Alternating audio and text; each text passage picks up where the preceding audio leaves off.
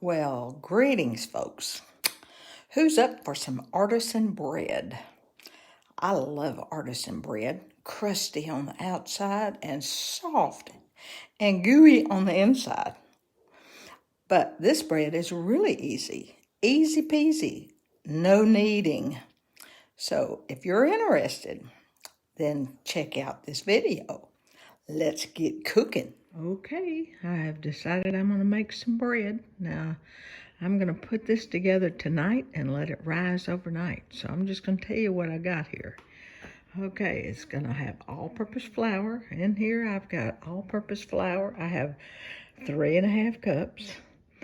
And I sprinkled in a little package of the yeast.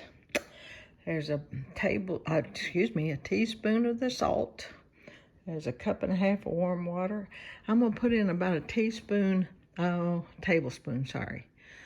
that's extra virgin olive oil.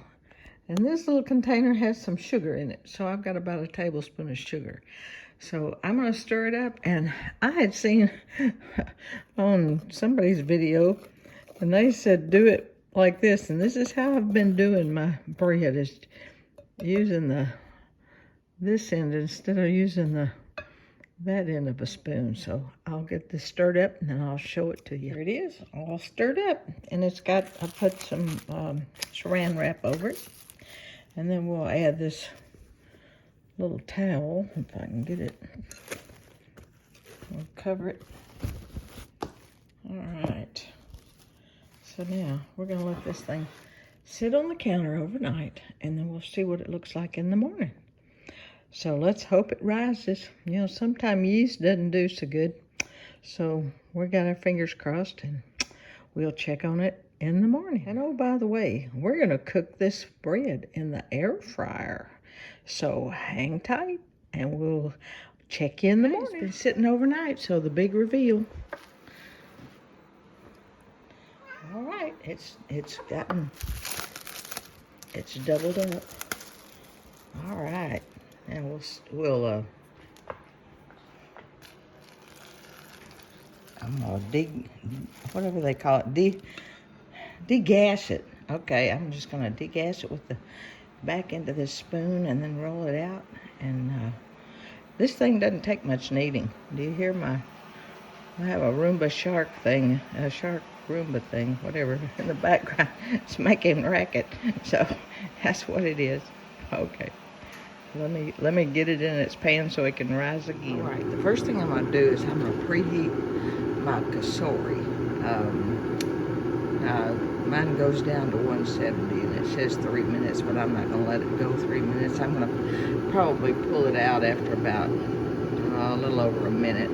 All I want is just a warm little cubby hole for my bread to sit in. So here's the bread, and I just kind of stirred it up. I'll show it to you in the sink. You know, it was in this bowl, so all I did was just stir it with the back end of that spoon, and so this is how it came out. So when it goes into that little warm kasori, we're gonna let it sit for 30 or so minutes so it can rise some, and then we're gonna cook it. So anyway, all right, we'll check back in a minute or two. Okay, there's my little bread, and I just left it about a minute to heat up. So now it's just gonna be sitting there, and it's gonna do its thing. So we'll check back momentarily. Well, about 30 minutes or so. Okay, it's been rising for about 35 minutes. So I'm going to cook it at 380 for 30 minutes. That's what I'm gonna start with, and then we'll go from there.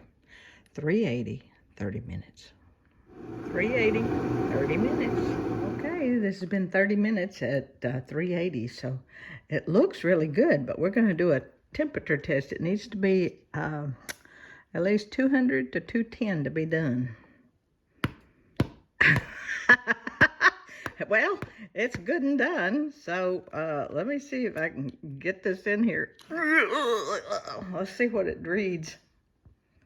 Okay, 192, 3, 4. Okay, this is good. So what I'm going to do now is I'm going to pull it out of its pan, and I'm going to turn it upside down and let it toast a little bit on the bottom. So this is going to be wonderful. Okay, it just slid right out of its little pan, no problem. But see how at the bottom it's still kind of soft. So I'm wanting this to crisp up. So I'm going to put it back at 380 for, we're going to try about, let's go 8 minutes. Let's be daring. Okay, I decided not to be daring. But you can see I popped it in there. It's upside down. And I decided to go 380 for 5 minutes. So here we go. And then we'll take a temp test and see how it's doing. Our bread is just perfect. As you can see, 203 degrees. It's supposed to be anywhere from 200 to 209 to be done. So we'll pull it out and then see what happens next. Well, this bread is just perfect. As you can see, it is good and crusty, and I just love it like that. And I've made me up some, okay, this is olive oil. This happened to be light olive oil. I like it better. And some crushed pepper. And I like to throw in a little bit of thyme and basil. Okay, so I'm going to cut me a piece, and we're going to dip it in that. And that reminds me of going to Macaroni Grill, but it's no longer. I miss old Macaroni Grill and their wonderful bread. Well, this bread is just perfect. Can you see? Ooh, look at it, the steam coming off. Yum. Okay, we're gonna do a taste test. Okay, got me a little piece. I'm gonna do a little taste.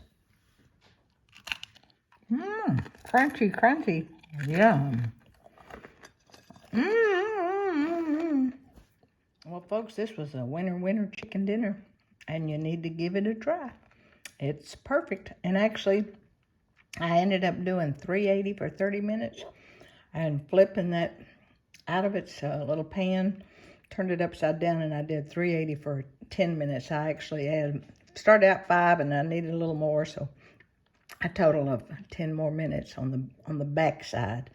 But it is perfect. Give it a try. This is just so yummo. Now this bread is just plain, but sometimes I take and put the thyme and the basil and actually some rosemary in there too into the dough itself, and that's also good. But today I just decided to do plain. Oh man, this is yummo.